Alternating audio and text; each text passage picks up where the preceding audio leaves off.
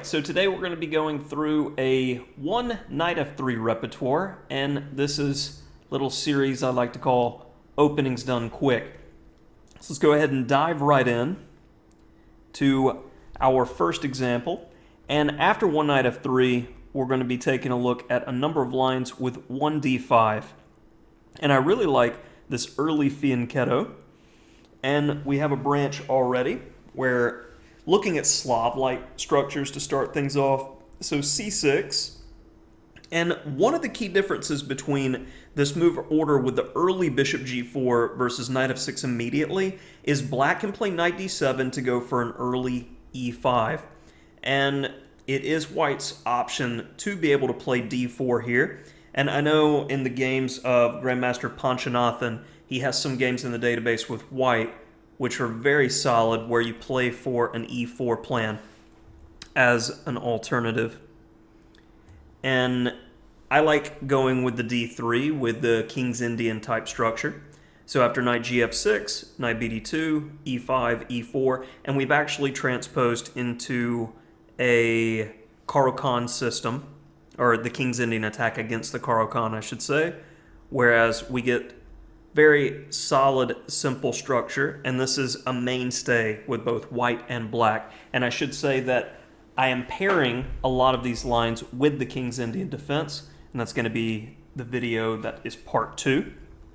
So after h3, give a tickle to the b. Do you want to trade off the bishop pair? Queen e1, simply removing from the pin. This gives the flexibility for this knight to be able to move now. After castles, knight c4. We're not too concerned with a move like b5 because the knight can reroute to e3. And after rook e8, a4, securing space, knight h4, getting the knight prepared to go to f5 at the right moment, and bishop g5. Already I like a little bit of play that white's getting. We always have the ability to be looking at g4 and snack on the bishop pair. So coming back, after g3, we've got knight f6, bishop g2, and this position is one of the ones we're going to see most frequently. And as we'll see in a future variation, if e6 is played in here without the bishop being brought out, that's going to fall into closed Catalan territory. So I'd really like to point out that the system that we're using here can also be used colors reversed against the London system. So let's start with bishop f5, and after d3, we get in this move c4, knight c3, and now this is a critical memory marker. We could play queen b3 to bother this pawn, but black will play queen b6 and is more than happy to trade. So we play bishop e3 first to secure the b6 square, followed by queen b3, and we have some slow and steady pressure. So coming back, if bishop g4, we can actually use the exact same plan. d3, c4, knight c3, bishop e3, and queen b3. And I just like to kick things off with these types of memory markers, structural orientation. So as you are studying, it's a good way to study using this video to pause at a critical moment before I show the plan to see if you can recall the plan. If you can't recall the plan and why the plan's being played, you don't have mastery of it. All right, let's go to the next one. We have another d5, and we're going to be getting into the Catalan in this variation. And the Catalan can typically be this nasty beast that you have to deal with. I mean, honestly, if they play something early like d takes c4, you can simply go queen a4 check, pick up the pawn, return to c2, castle, and you have yourself a solid game. You can choose from a plan with d3 or with d4 later.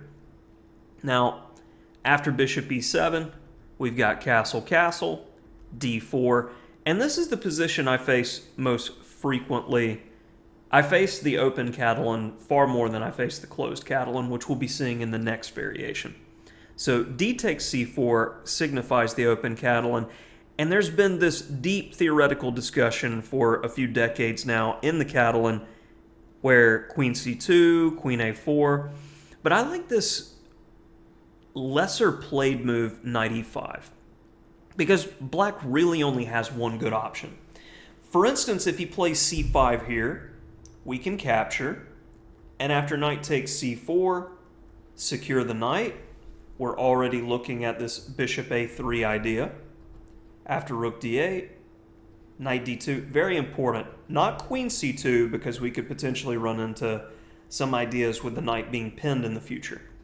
After queen c7, we're having really no problems here. X-raying on the queen, and e4 follows a top-level game where white has a little bit more space and a little something to work with.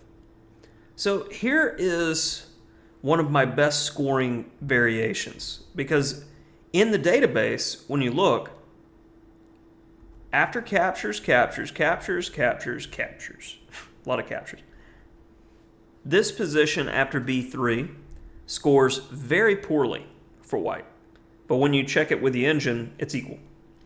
And especially in fast time controls, this b3, so we saw we're threatening bishop a3. And in all of the other variations, black typically plays for e5 or c5. And this b3 move, you can't play these moves because bishop a3 can be devastating. Black must know this trick here. After c takes b3, if bishop a3, b2 is very strong. So bishop a3 doesn't work in all cases. So that's why after takes, we simply take with the queen. And what you notice here is after rook d1 and knight c3, we have an equal position but a slightly better pawn structure, and white's just got the tiniest amount to work with. Not a lot of theory to remember. It's got a nasty trick in the opening. This is the type of stuff I like. Okay, on to the next one. We've got our closed Catalan. And with the closed Catalan, this is another opening that, especially with a Rook in the Grandmaster Repertoire series, it has been beaten to death. He prefers these early e4 lines, along with many other authors, but I found unless you like playing all or nothing attacking positions, they're just not for me. And the typical closed Catalan player, that's the number one thing they face, and they're very well prepared for it. So I started looking for other options to play against the closed Catalan where I can give my opponent more room to go wrong. And that's a theme all across my repertoire.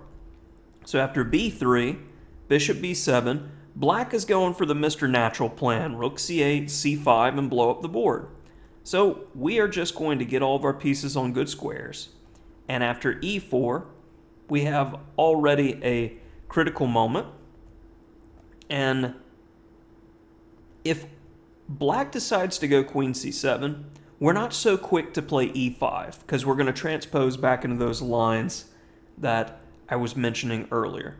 So we can see just this tension being kept, forcing black to make a decision.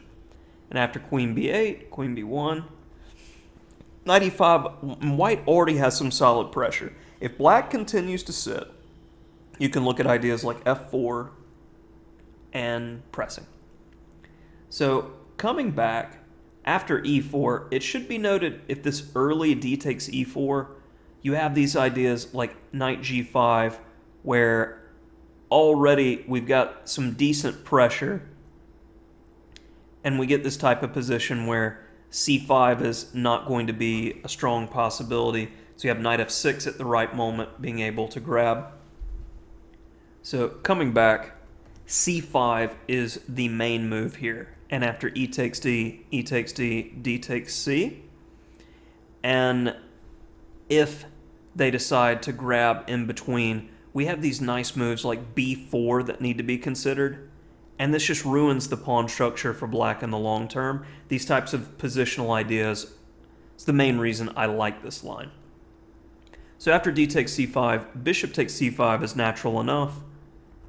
We just have the slightly better pawn structure and a little bit of pressure.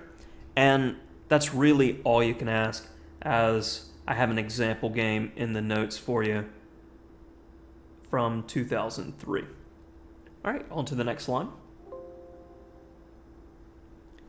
So we're going to hit the odds and ends of d5.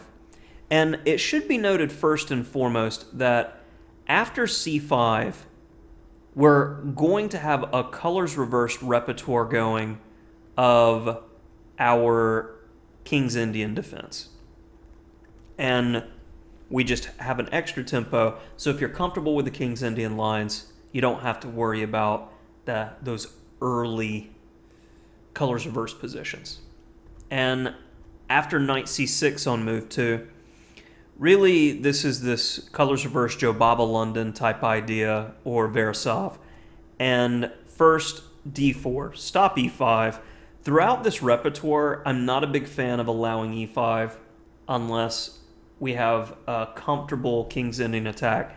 I'm not interested in any colors reverse perk or any of that stuff. So after bishop g4, the natural plan, queen d7, he wants to castle queenside, he wants to throw pawns at you on the king side. And normally when I see this telegraphed punch coming, I don't want to castle my king. I want to go ahead and initiate counterplay on the other wing. We also see this in the same-ish King's Indian lines as well. So c3, and this is going to be the memory marker. We're not castling into the attack. We're playing c3 to be able to play b4 and launch an attack of our own. So black is castling queenside, and our attack is far more menacing than our opponent's in this variation. Knight bd2, b5, queen b3, and after c4, we're already getting excellent play. Black has got empty space over here because if this attack breaks through, there's still no king over here to bother. Our attack breaks through, you get mated. So coming back, after c5 on move 2, what about an early knight f6? And this comes down to your choice and flavor, because c4, d3, and d4 are all potential moves here. c4 if you like colors reversed Benoni's, or yeah, in this case a Benoni. d3 with the King's Indian attack, or d4 with the colors reversed Grunfeld. And as this is the only time we would have it pop up in the repertoire being a Benoni or colors reversed Grunfeld, I'm going to recommend d3 with the King's Indian attack. And after e6, we're getting the standard King's Indian attack position, and rook e1 staying flexible. And this is where most books and most authors recommend b5 for black. So we'll save the main line for now, and let's take a look at if black hesitates to play b5. We're first going to play c3, e5, and after queen e2, we're looking to go for this standard plan of bringing all of our pieces to bear. Knight e3, and this is a great move, not necessarily knight h2, knight g4. Knight e3 has the same idea, except we're looking at also this knight takes d5 move, which can be devastating after pawn takes e6 with the discovery on the knight and the queen. So after takes, d4 stopping knight d5, we have the ideal position, and you look to play h5. If you can get an h6, that's very favorable in endings. They normally stop it, and you look to sack the house and go after black. So coming back after rook e1, this move with b5 as opposed to b6 or queen c7, I believe these lines are strong for black, and the attack doesn't work like we saw in the previous variation. So I like the simple and effective e takes d5, and the significant difference here is we're going to transition to a position where b5 can be overextension. So if knight takes d5, we're playing against the overextension and getting a great square for our knight. If e takes d5, we're swapping gears entirely to play d4, and after c4, a4 again, working the overextension, and after knight e5, white's already got some good space, and we just have a slightly better position that we can press with. And that'll do it for our d5 miscellaneous lines in the King's Indian attack. Now let's move on to the King's Indian defense. And the opening specifically that we're going to be recommending in the move order, we're going with the Georg Meyer special. And a lot of this one knight f3 repertoire comes from his personal repertoire. You need to take a look at his games. Long time controls, short time controls. He's like a razor in these super solid, simple positions. Castle, castle. Now, you have to ask, what is the main move that you want to play in the King's Indian most of the time? It's e5. So his repertoire is focused around stopping e5. You don't play c4 to go into all these theoretical lines. You play b3, and now we're waiting for the right opportunity to strike here. So let's look at the sidelines first before we see how this is a problem if black plays e5. So first and foremost, c5, I feel is the most critical move. And after bishop b2, takes, d5, black is changing the structure. Now with this tempo loss, he's going into a Grunfeld, and the best white has is to get this isolated pawn. And when we have an isolated pawn, we're looking at dynamic play in compensation. So after a6, queen b3, knight c3, we've doubled his pawns in return, and white's got a little something following this game.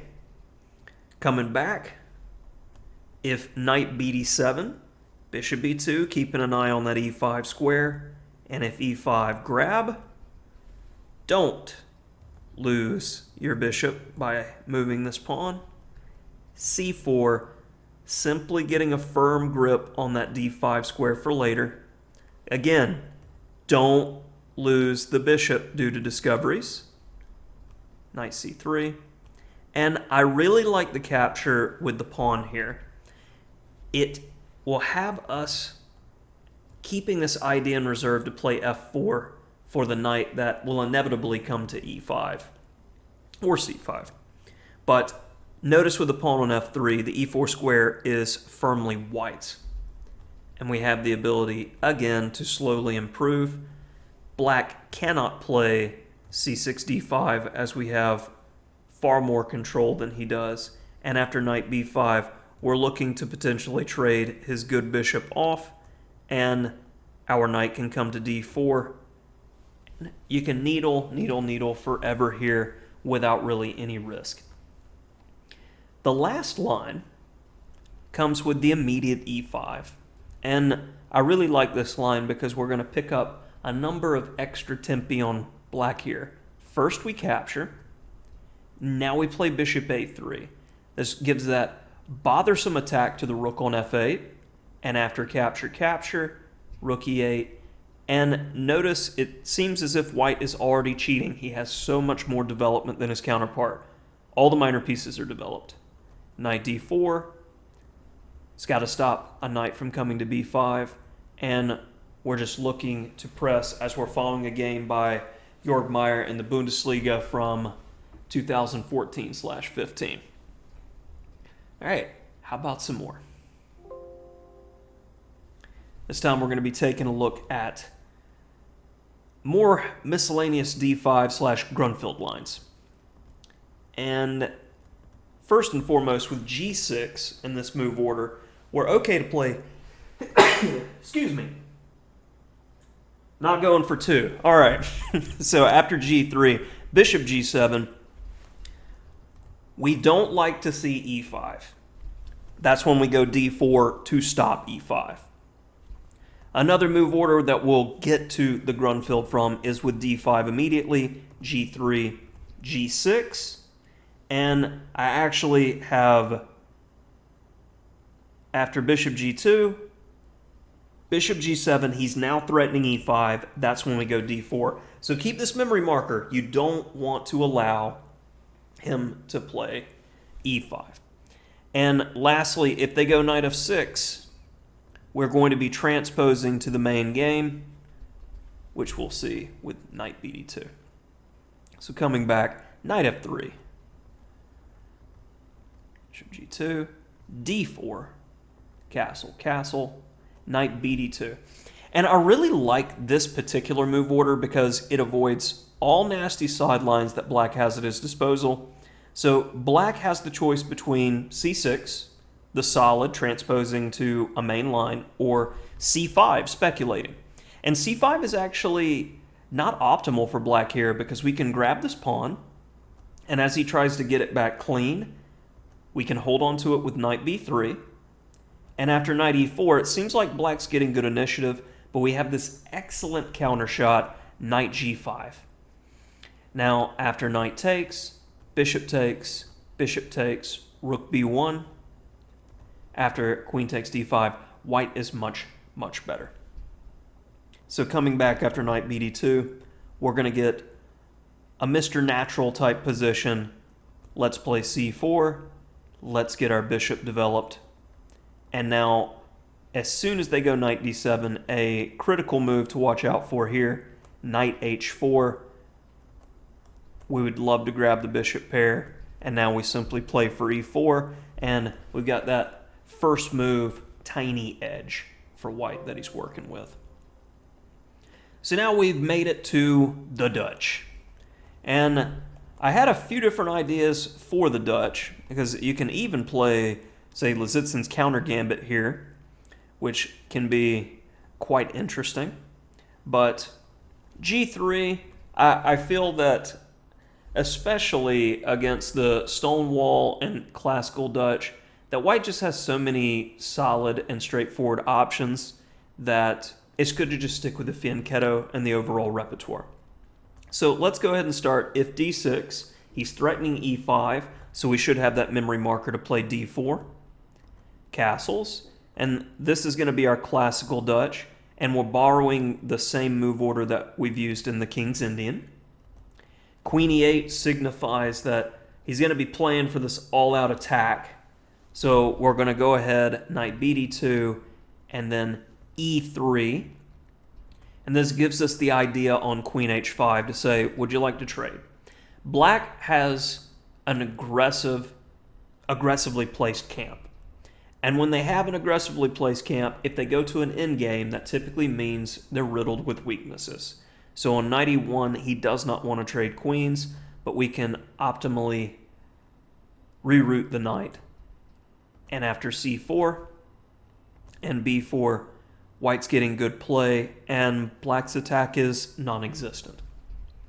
So coming back, this is one of my personally favorite lines in the repertoire. How to break the Stonewall. We're not going to play d4. We're actually playing d3. And it should be noted, if bishop c5, we want to go knight d2 because d4 can be a problem. And after castles, queen c2, we go with the main plan, breaking the wall with e4. So after bishop d6, d4 is not a possibility because we can simply take. That's one of those slight memory markers to pay attention to. After castles, e4. And the line that I've seen most frequently in practice is f takes e4. And after knight g5, you have targets to play against in the long term. It's a far, far better structure for white. And I pretty much just win when I get this position. Last but definitely not least, the Leningrad Dutch. And the Leningrad Dutch comes in 3 flavors. Once we reach this position, black has queen e8, which was the old main line, knight c6, and c6. And most frequently, the higher rated players play c6 as its most flexible. Now, first and foremost, let's go with a forcing line with knight c6. And there are some great variations with knight takes e5 and queen b3, but I felt that over time that my results were not that great against those lines. And I found a game by Yu Yang Yi in 2018, and this is all very forcing and straightforward. So we give up the bishop pair, and even though we've given up the bishop pair, we have all this extra space and ability to press in the position without any attack or risk. And again, this is what I'm looking for. After rook c1, takes, and knight b5. White's already just press. And ever since I saw this game, it's been in my notes, and the engine likes it, so must be good. So coming back, what about queen e8? Well, in a lot of variations, we can play d5. That's what they're looking for. Rook e1, e4 is also very difficult for black to deal with, but I personally like knight d5 here. And the main idea is if he takes, which they typically do because they need to defend c7 and they're not just going to waste a tempo, this pawn is very useful in many variations as we play knight g5 to knight e6, and we're in the very least going to be netting the bishop here. After queen b5, we need to defend the pawn, so knight g5. And on c6, we gain a little bit of time and space with the pawn thrust, and now e4 blows up the position, and white is better suited to deal with the complications here. So that's how to face the old main line, with this rare knight d5 sideline. And last, but definitely not least, in the Dutch lines is with c6. We play d5 to gain space. Most common move is e5, takes, b3. We're not concerned with knight e4 as we're able to get excellent play here. Let me double check just to make sure I'm recommending the correct line. Yeah, knight takes, f takes, and now knight g5 as well as knight d4. Knight d4 is a bit stronger, but you're not worried on knight takes. If bishop takes a1, because knight takes d6, we have more than enough compensation here as we're getting extra material, and white definitely has the better of it. So don't be concerned with these little tactical moves. Black typically plays knight a6. We get easily developed, and then we start piling up on this weakness that black created for us to work against.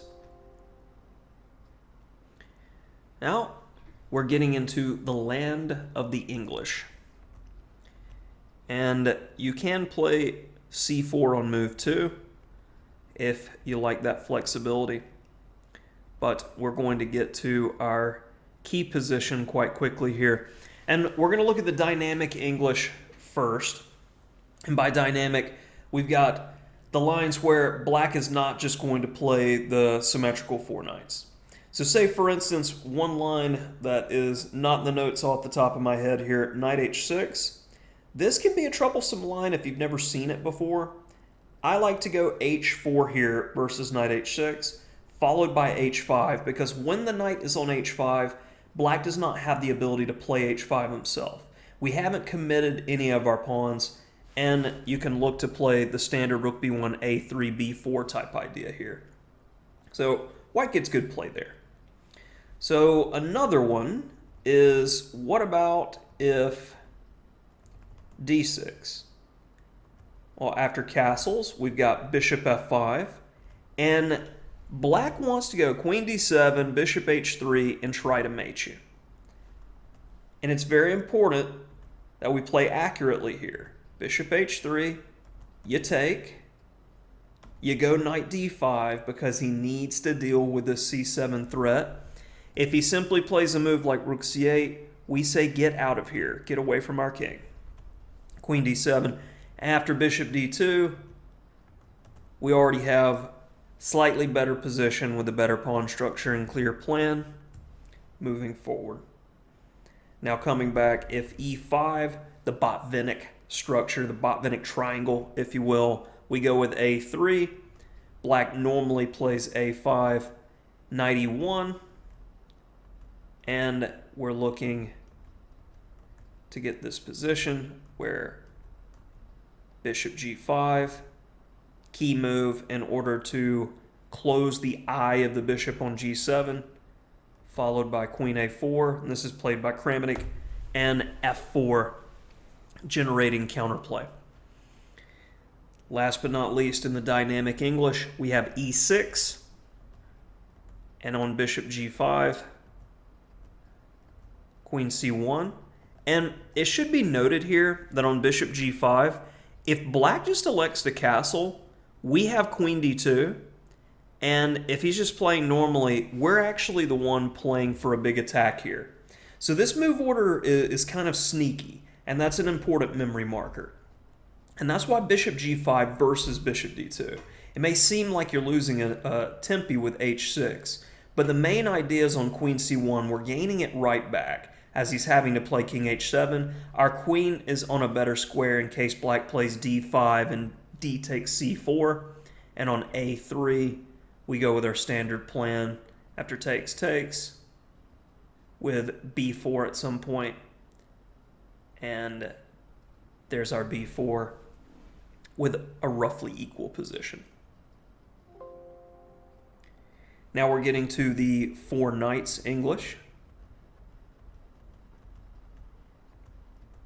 We have d4, critical move, takes, and we only have a few branches here, and there's a pretty solid rule if you get confused. You can play e3 against all the sidelines, except for knight takes d4. Knight takes d4 is the main line, but let's say, for instance, if queen a5 or queen b6, you can go e3. And then queen d2, where you can just go b3, bishop b2, you put your rooks on the c and d files, and you get yourself a strong game. The thing about queen d2 in this particular position is that they can go queen h5, and it's important to watch out for these aggressive attacks. That's why knight ce2 to go to f4 is a strong defensive idea. h3 simply stopping the mate. g4 keeping more of an eye on that f3 square, encouraging him to make a bad sacrifice. b3, and black is already needing to take unnecessary risk here in order to justify his aggressive play. This is the type of position we definitely want to see on the board. Next up, what about knight g4? Well, this is very important. Again, when it's not knight takes d4, we can play e3 and b3. After takes. I've really liked this variation in the past where you can play bishop e3 and just get a solid position, but after takes, you have this idea of playing b4 or queen e2, and it's just very easy to press the position. Even though black has the bishop pair, we just have this little nagging edge that just won't go away. And we're clipping the bishop pair there, and after a3, he said white just has that little something to go off of, forcing all the way into an inferior ending for black. Now we get to the main line with knight takes d4, and this is a critical moment because we want to get off of the potential threat of the bishop on the queen, if I could draw an arrow correctly.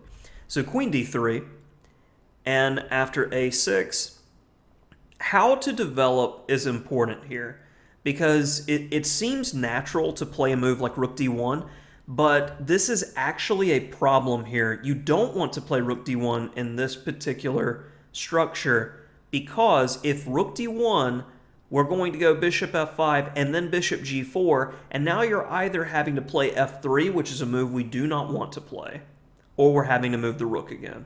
That's why it's important to stay flexible and play the move bishop d2. Bishop d2 simply connects the rooks. It eyes the fact that if the black queen goes to a5, we have some potential discoveries. It's a flexible and great move to play. So after rook b8, we have rook a c1, bishop f5, and h3 controlling key squares, takes, b4, and white just has that nagging edge that is not going away. It should also be noted that if black messes around here, say he plays a move like bishop d7, we can actually swap gears and play bishop f4, and this is a key idea positionally, because if he plays for the b5 break, we actually have the in-between move c5, and this pin is already causing positional devastation for black. Now, we're getting to some of the c5 offlines as we're wrapping up the video here. And it should be noted we can go with g3 to get these types of King's Indian positions again. But c4, and we're seeing b6 with the Queen's Indian type structure. And if it's to your flavor, you can go rook e1 and play for e4 with a standard Maroczy bind position. But I have a preference to go to d4. And I even have a game from the Pro Chess League where I played this solid system and my opponent thought that I was just playing passively. But the idea is to actually play knight e1 and then go all out with f4. Let's say waste a move. Followed by g4, g5. And I had a very, very nice win versus a strong FM in the Pro League from a position very similar to this. So that's another idea with how you can play. And it's an alternative to the Catalan as well, if you like keeping the tension and want this particular move order. So bishop e7, d4 is the standard move. We take with a queen because we're not interested in trading. After d6, rook d1. And we're just keeping an eye on the hedgehog d6 pawn. e4 gets a critical position. And queen e3. And we just look to slowly improve our pieces. And there's a great example game that I have noted for you showing how to press in the hedgehog position without any real risks. And that's going to do it for our one knight f3 repertoire. So hopefully that was instructive, hitting the high notes for you on what to watch out for and why.